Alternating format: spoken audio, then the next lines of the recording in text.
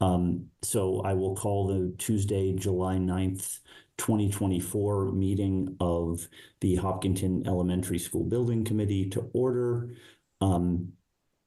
Just a quick run through of our agenda. After we have our opportunity for public comment, we'll move on to new business. We do not have any invoices at this meeting. We'll actually be discussing adding an additional meeting so we can process a few invoices.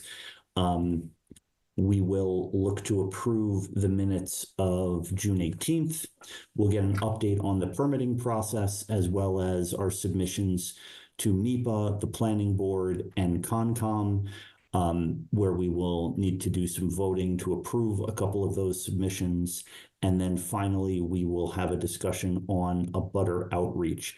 And I believe, Chris, we are going to add I think Perkins has a brief design update for us as well. Yes, there's a small update that Bob has put together that I included in your meeting packet, and he was just going to run through that with his team as part of tonight's. It's really just informational on some of the development that they've done. Okay, awesome. Given that there's no action to be taken there, I think we can go ahead and add that to the agenda if there's no objection.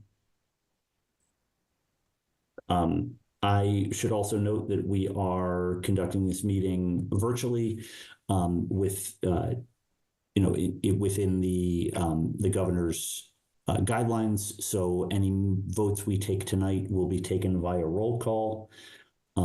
So I will start with our public comment period. If there is anyone on who is from the public who would like to comment, please identify yourself and we'll give you an opportunity.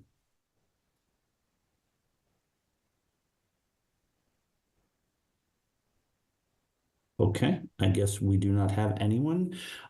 So why don't we, again, I know Tiffany is trying to join, but obviously without her here, we are unable to have quorum to do any of our voting. So why don't we go slightly out of order if that's okay? Chris, do you want to do just the general update on the permitting and MEPA? Sure, we can start with the permitting. So as discussed at the last minute, we did submit to both the Planning Board and the Conservation Commission. They both acknowledged receipt of the information. We have heard that they have added us to the agenda for the Conservation Commission on July 16th. So that meeting will, I don't know if the time has been posted yet, but that meeting will be our initial public hearing on the Conservation Commission's notice of intent. And we also heard back from the Planning Board. They have put us on the agenda for the August 5th meeting. As part of that, I believe LEC received some comments from an abutter related to the Conservation Commission's mailer to the abutters with a question. And so we'll be reviewing that and reaching back out to them in advance of the hearing if necessary. Additionally, with regard to MEPA, we received the MEPA certificate. That was included in the meeting packet update that I sent this morning or this afternoon.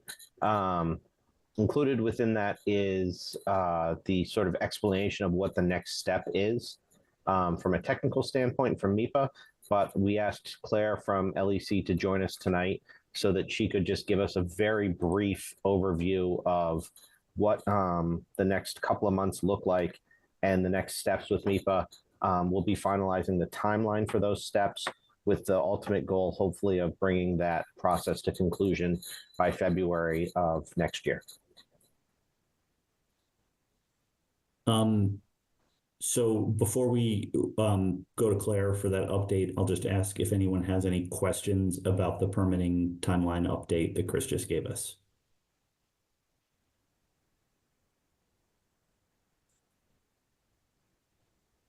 Okay, I have a couple. Chris, so at first and foremost, I assume any of those dates keep us within all of our project timelines that we're comfortable with in terms of Planning Board, Concom meetings, right? Absolutely.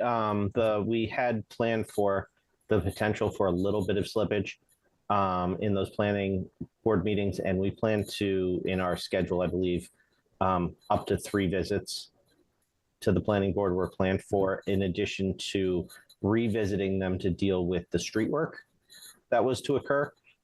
So this is to deal with the site itself for the stormwater and site plan review. And then separately, we will visit the boards as needed to deal with the street improvements once the project is approved from a site plan perspective, so that we have sort of taken that variable off the table, so to speak, so that the conversation about the street improvements can only be about the street improvements. Okay. And then the other question I have is that Concom meeting, who typically do you need to attend, needs to attend that meeting? And what's the expectation? So the first meeting is largely going to be to present the project to the Conservation Commission. It is useful to have a member of either the district or the ESBC or both attend, but largely will be representing the owner's position for the committee and working with the consultants who will be making a presentation to the Conservation Commission to answer any questions that they have and outline the project for them. We also expect that we'll receive for both of the 2 hearings peer review. When we recently completed this process for the Hopkins project, Lucas Environmental was the peer reviewer that was selected.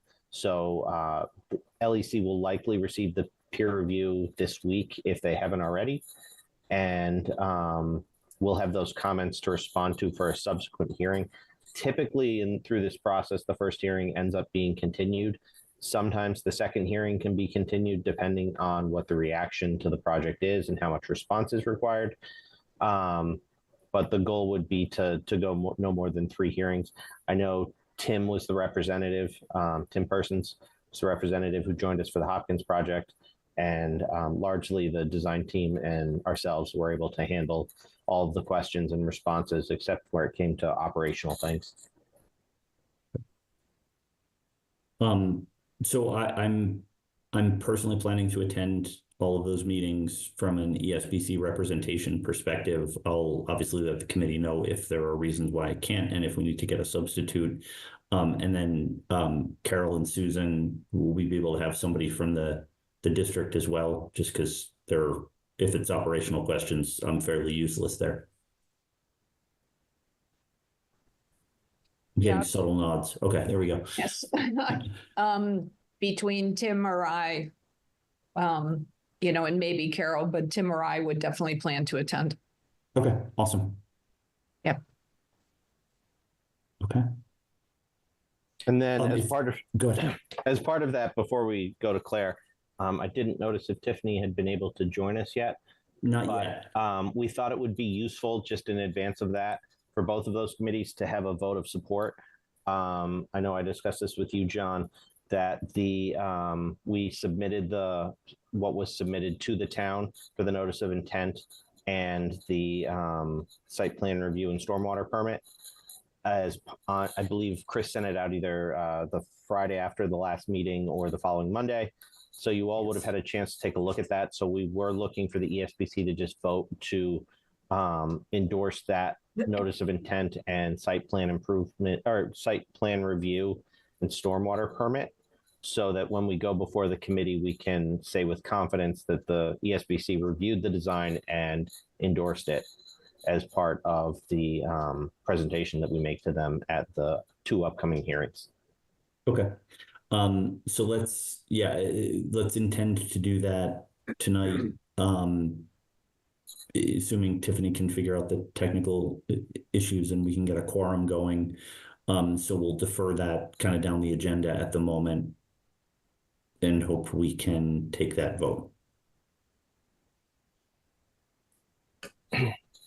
So the next item, Claire, I believe, Claire, you're with us, right? Yes, I'm here. Okay. So I asked Claire somewhat last minute to do sort of a very short, just overall general update of sort of what the next steps are for the MIPA process, what the certificate sort of states in terms of where we are right now and what we can expect to be upcoming next. If you have any questions about schedule, I can address those for the committee in terms of what we initially planned. Sure. So very briefly, we received the expanded ENF certificate on June 28th, right on schedule with what we were expecting. A big portion of that certificate just summarizes the project as we put together in the initial submittal.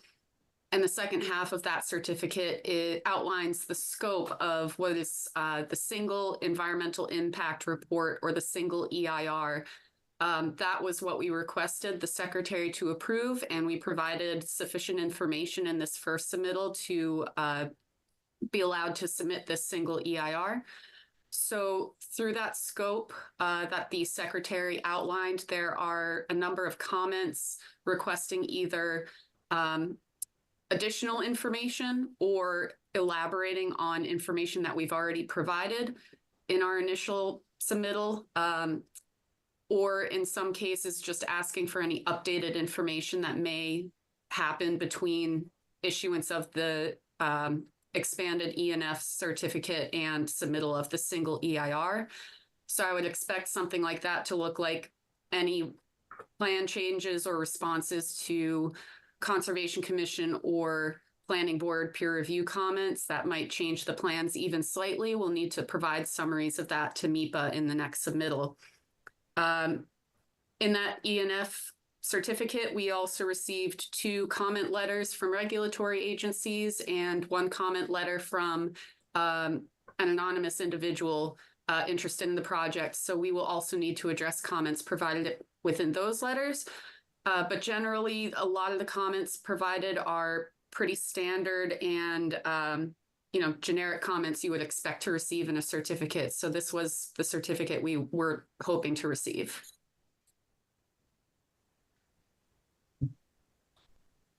Any questions for Claire?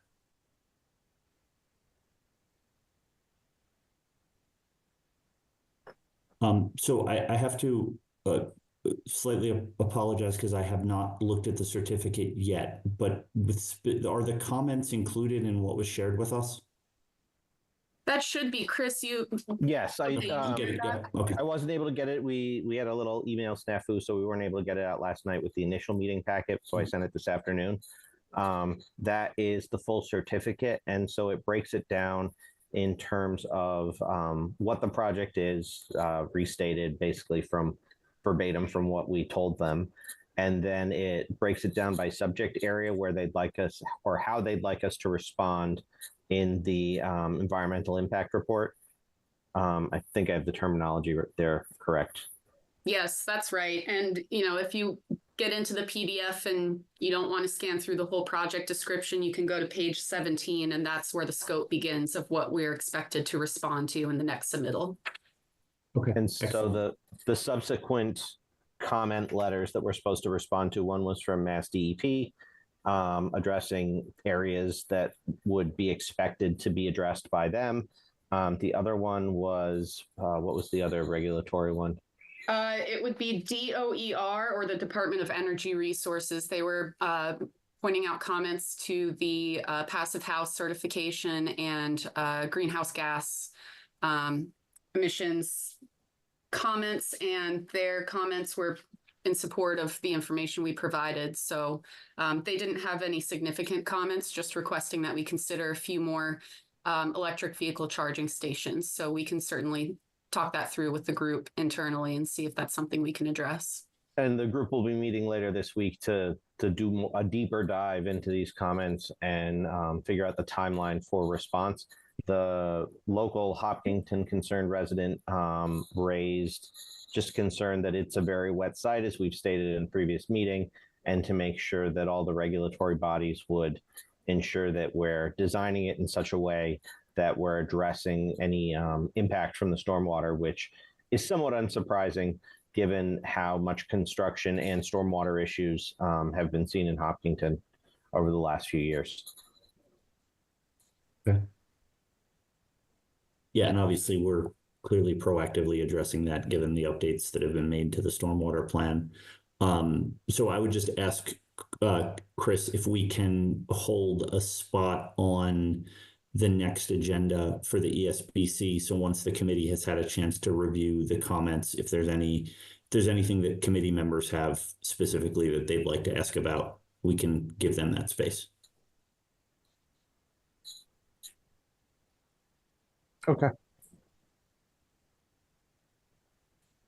Any other questions related to the MIPA update?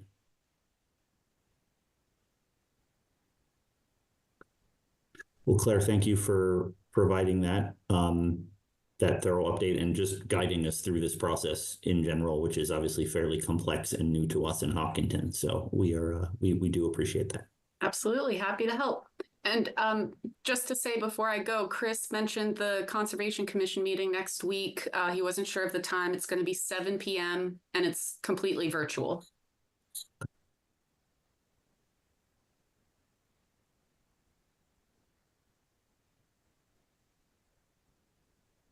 Chris, can you send an email to Georgette and us so we can get those on our calendar, please?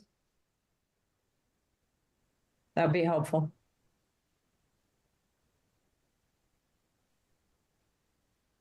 Yeah, and if we could, and when that happens, if we could just include the whole ESBC, don't expect everyone to attend, but just for information. Yep. Yeah, I mean, she may just post it, so. Yeah, that's a good idea. It's already posted in the sense of an advertised public meeting. Right. Because it'll be the Conservation Commission's meeting. But I'll certainly send out a meeting request to the group so that everybody has it available. And if anybody, I'll update it as the information for logging in comes in. Yeah. Perfect. Thank you. And Chris, I think we'd probably still post it as an ESBC meeting. We tend to take a really conservative view of open meeting law in Hopkinton, so that in case we have a quorum, we just have it, again, maybe I's double dotted, but still dotted nonetheless. Yeah. And in terms of, with respect to that, I have a significant update, which is mostly that I'm terrible at math. We have a quorum. 4 is a quorum for us. We have 7 voting members. And so we can go ahead on the agenda and take those votes as necessary. okay. One last item on MIPA. Looking at the overall schedule, we had a sort of wide-ranging response period for the MIPA response. So that currently is basically by mid-September. We would be looking to respond to MIPA, if not earlier. We would certainly push for earlier, because the sooner we resolve this, the sooner we can move on to some other things. And so we'll be able to update that and fine-tune it after we meet with the team later this week. And we'll comment on that at the next meeting. Okay. So with that, and understanding that we have had a quorum for the whole discussion, do we want to vote to endorse the submitted notice of intent and the site plan review and stormwater permit? Yes, we do. Mr. Chairman, I would recommend that the ESBC vote on these 2 items to support the Concom submission as well as the planning board submission. Was that a motion? Yes, sir. Okay, so we have a motion from Mike. Is there a second? Second. Okay, we have a second from Nancy. We'll do a roll call vote, starting with Mike. Yes, sir. Jagroot? Yes. Nancy? Yes. And I am a yes. So that is unanimous 4-0. It is endorsed. Thank you.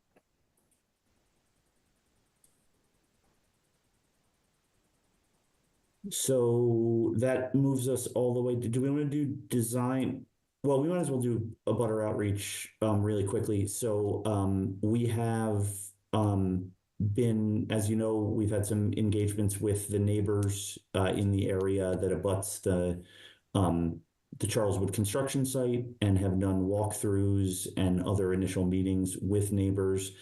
We are taking the next step and having individual meetings with neighbors in the area. These were to be this week, but due to both technical issue and also my unexpected travel, we have postponed them to the week of July 23rd. They will be specifically on July 23rd, 24th, and 25th. We have created and sent a sign up genius so that the abutters can sign up for time slots, because again, these will be meetings that will be done individually across those 3 days. At the moment, from a committee representation perspective, Mike and I will attend these meetings with the professional team. If anyone else wants to attend, just go ahead and let me know, and I will share the schedule with you. I did double check before I joined tonight, and we have had at least one person sign up for one of the meetings. So it does seem like that sign up genius is working and has reached the intended targets. Any questions about that? Oh, I should say, I think I've said this before, but it doesn't hurt to reiterate. We will, Mike and I will take the lead with the professional team on discussing mitigations with the neighbors, and then we will come back to the ESBC at some point with an overall budget number. Money has been allocated in the budget for this specific purpose, but we will want to get endorsement from the ESBC on overall what we're going to end up spending on mitigation efforts for the neighbors who are impacted by the construction, and that includes roadway and site. Did I miss anything, Chris? Nope. Okay, then I think we can get our design review from. Do you want to just tackle the minutes before we do that? Completely forgot about them. Yes, so we do have minutes from our June 18th meeting. Does anyone have any questions or comments on them? And I did send out a revision today. We caught 2 typos. We had missed the last name of Michelle from Semiotes, and there was a errant P that was left as a typo in one of the items that we deleted. So we cleaned those up and resent an updated copy this afternoon. Okay. Then Mr. Chairman, I move the minutes of June 18th as revised. Okay, is there a second? Second. Okay, motion by Mike, second by Jagroot. We'll roll call vote. Mike? Yes, sir. Jagroot? Yes. Nancy? Yes. And I am a yes, so the minutes are approved 4-0. And again, that's the version that was sent this afternoon, the updated from Chris Everly.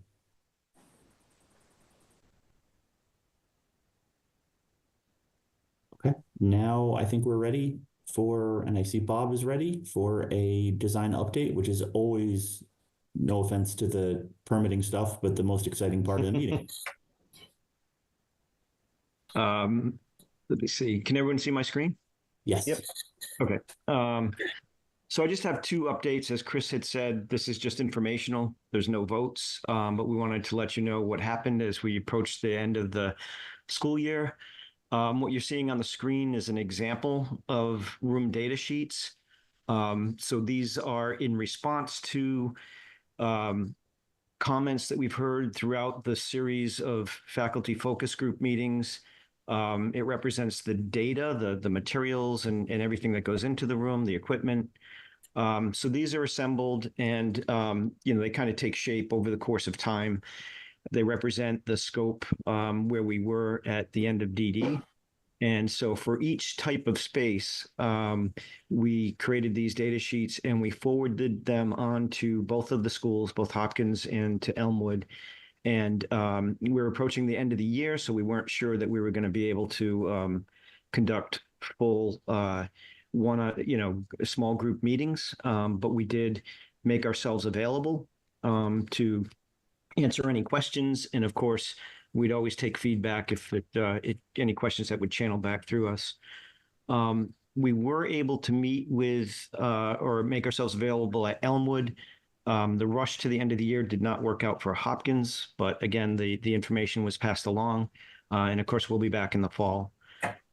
So what we're seeing here are just some highlights. I won't go through each one of these, but we met with grade 2-3 teachers, special education folks, library, media center, music and art, admin and nurse, and of course, separate meetings with maintenance and facilities that occurred over 2 occasions.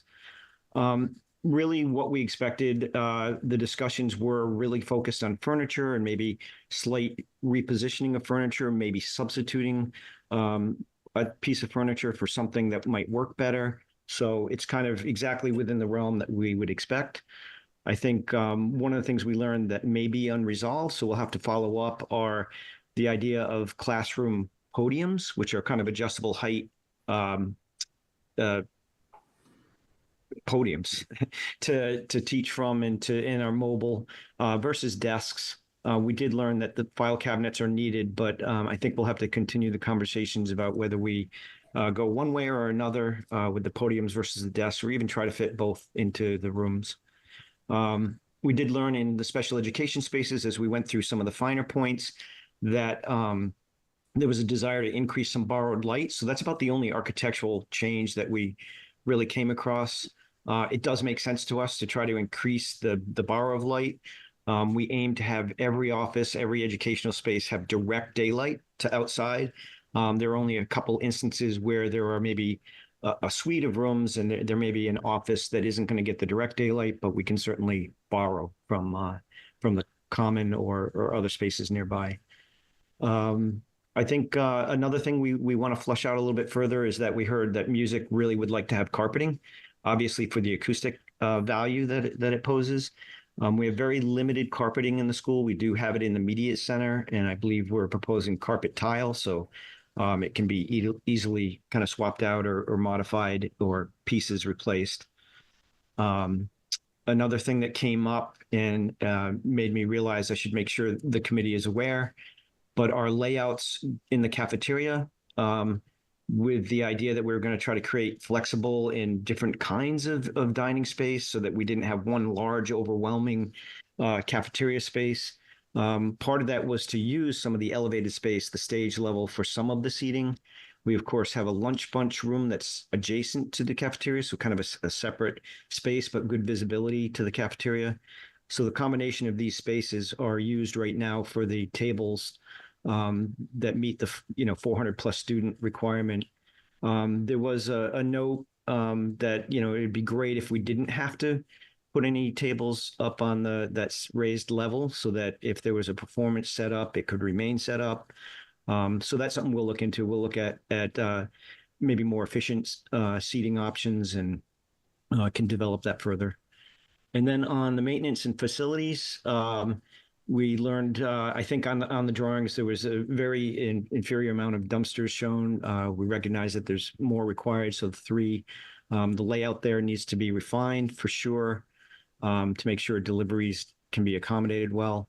There was idea of planning for a future shed. That doesn't mean the shed goes in the scope. It could be that we do an add alternate cost or just do, as we approach additional cost estimates, just put a number on it. But there was a desire to accommodate some of the larger equipment, gasoline that would be helping for the maintenance and facilities purposes. So even just planning for it, maybe having a pad or having, not a heated space, but just kind of a planning for a covered space in the future. And that's really it. Before I move on, I don't know if there are any questions or thoughts. Bob, I think one of the other things that we talked about was looking at ways that we could make large truck deliveries. And so I know your team was looking at ways to possibly use some of the sidewalk for those one-off truck turnarounds to allow stuff to be dropped and brought into the building. Yeah, that was almost a focused meeting on its own. I actually was not in attendance, but I understand that the resolution or the solution is not quite there yet. So there'll be a need to be follow up on the maneuverability and the kind of circulation for deliveries. I don't know if anybody else has more information on that specifically, but.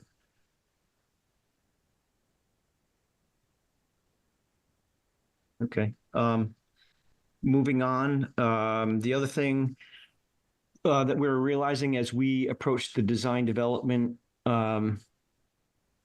documentation, we really set the overall exterior veneer back in schematics. And there we had a range of brick, we had a range of concrete masonry units. We had a plan that was to use the larger concrete masonry units, also known as CMU, in a very light color for the classroom wing. And the idea was we wanted it to be light. We wanted it to help with the scale of the building. The idea that it was larger block above brick is not the conventional way you would see architecture. The thinking was, well, maybe these are high enough in the air that the scale of the material wouldn't really have a visual impact. These were the early schematic kind of sketches. This shows the back. So we had a base around the building, but then the block is kind of that light colored material that you see. And then we also had, this was part of the decisions on materials that were focused on durability, maintainability, life cycle, and the costs. And back then, we had ideas, or we estimated what the square footage was, and the overall exterior veneers, the primary veneers that we were using came to about, or we estimated between 2.4 and 3.2 million. In the schematic estimate, 3.2 million was exactly what it came to. So we were kind of on the upper end, but right in the range to introduce these materials. So in design development, we thought it'd be worth trying out a few different scenarios. So what you're seeing, and I hope this images aren't getting blocked here, but really the look of the building from a macro level would be the same because the colors would remain the same regardless of what masonry we're using. So still lighter material on top, kind of a red brick in the front, a little bit traditional, and then some sort of stone-like color for the base, but it would be a version of brick or block. So the schematic estimate you can see here, the upper level was block. The front of the building was the red large brick. It's actually called a Norman brick. It's oversized. And then the base was also a brick of a different color, and it was the Norman brick. That came to 3.2 million. In design development, we had the estimators look at alternatives. So we went to a regular brick or a common brick for the upper and the front, and then reverse the block and put it at the base of the building. But we found that actually raised the cost up to 3.3 million.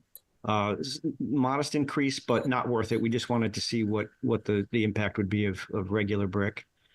Alternate 2 was again to go ahead and look at brick, but in this case, all Norman brick. So including the upper light area for the classroom wing. So oversized brick, still economical. And we found that came to the 3.2 million, which we had in schematic. And one other thing that we did, we actually had it in the drawings, was just to reverse the brick and block. So in this case, we put block down at the bottom, the larger blocks at the bottom, and we kept brick for the front, and then we kept large brick for the classroom wing. That came in actually even under than the schematic estimate. So as we go forward, we're thinking that we would try to stay in alignment with the schematic, carry this forward, but we would have in our back pocket the ability to maybe take greater savings or realize those savings. And just to show, kind of some of the reasons why we looked at that, this is the schematic design. So you can see larger, a masonry block up at the upper level of the classroom wing, and then brick in a stone-like color down at the base. And again, that's a little unconventional. Usually you see larger materials down at the bottom, but that's where we were in schematic. This next image shows you the reversal of that. So we use the larger block at the bottom and the brick up at the top. And again, that actually saved money. And then a look at the all brick. And to our sensibilities, looking at the scale of the courtyard and the tactile quality of students walking along the building, we thought going back to the block was a bit institutional, and the brick was a little warmer, a little more scaled for the students, and it does align with the original schematic kind of cost and scope. But we're happy to take feedback. And again, we're still early enough where these are very easy things to toggle on and off as far as the cost estimate or the scope goes, because it's all masonry. And that's all. So I'd be happy to take any thoughts on the exterior. Thank you, Bob. Any questions or thoughts for Bob?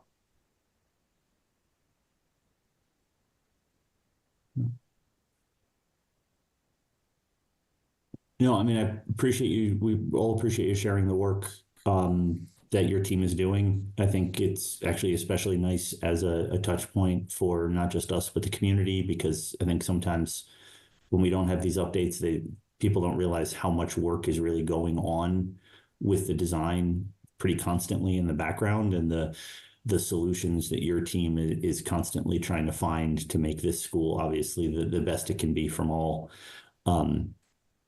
angles. So do appreciate the update. Great, thank you. Okay. I think that wraps up our slightly extended agenda. But Chris, do we want to talk about next meeting? Because I know we have to get one in a little bit shorter time frame with respect to invoices. We had originally scheduled tonight's meeting as it related to the planning board and Concom on next Monday and Tuesday. But with the 4th of July holiday, it made getting the invoice package for today a little challenging. So the thought was that it made sense to have a meeting sometime between 7:23 and 7:30 at the end of the month. Right now, August 13th, I think, is our next scheduled meeting.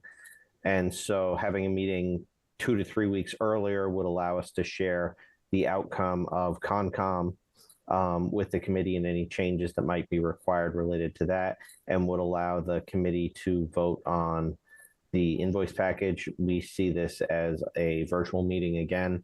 There's no need to be in person for it. And the invoice package will really be the main focus and likely the minutes for this meeting. So we would just look to the committee for what works best for your schedules, whether to do it, stay on a Tuesday and do it on 7:23, or to do it, I believe someone from Vertex is available on each of those days. I'm just double checking. Okay. I'm just double checking the town meeting calendar.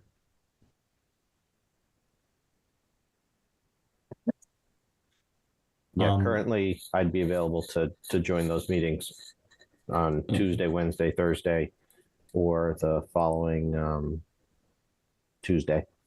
So so Thursday the 25th is a school committee meeting, so let's go ahead and avoid that one.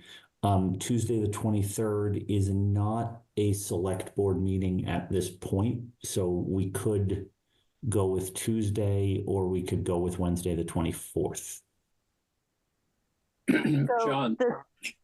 John, those are the nights we have the neighborhood meetings, even though only one is scheduled. Yeah, what time?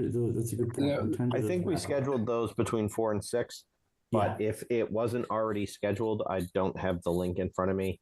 If it wasn't already scheduled, we could just blank out the 5:30 slot. And I don't expect this to be an extensive meeting, because it's going to be largely voting on the invoices in the minutes and So potentially an update. I just pulled it up, Chris. We do have slots all the way up. There's all the way up through a 6:30 slot. Okay. So maybe if what we do, they're all currently still available. What we could either start the meeting at 7. Honestly, that's probably the easiest thing to do. Sorry, Nancy. The school committee is actually meeting in the daytime on the 25th. Oh, okay. So Yeah. we're doing a workshop just for the summer. So Okay. it'll be, we could, I'd be available. Okay. Maybe what we could do then is maybe we pick Wednesday or Thursday. Again, Tuesday's not a select board meeting at the moment, but with all they have going on, you never know when they might have to drop an extra in. So in deference to Shahidul's ability to make these meetings, why don't we not do a Tuesday this time? And then so we could do is Wednesday the 24th at 7 o'clock work for people? It does not work for me. Okay, Thursday? Thursday does work for me. Okay. But if Wednesday works better for the others, No, we may have another school committee liaison who could come as well. I instead think of. 7:25 works well, and if there's anything that we need to discuss with the working group before the meeting, it would give us that opportunity. Yeah, that's true. Why don't we, even though it's going to be virtual, if we could go into the a butter meeting schedule and let's take out the 6:30 slot on the Thursday. Because 6:30 to 6:55 doesn't really practically give us time to get to a 7 o'clock meeting. So,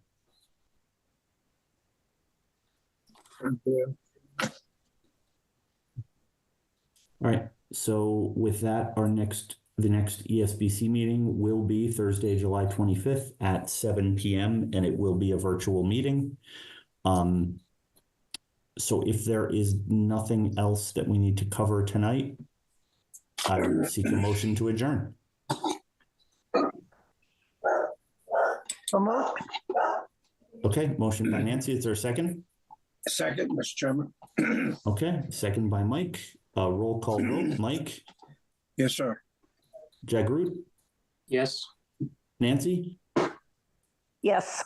and I am a yes. So we are adjourned at 6:47 p.m. Thank you to everyone for joining and our presenters. Thank you to HCAM as always for recording and broadcasting. And we will see all of you on Thursday, July 25th. Have a good evening. That's great. Take care, sir. Thanks. Have safe Have a travels. good night. Thank you.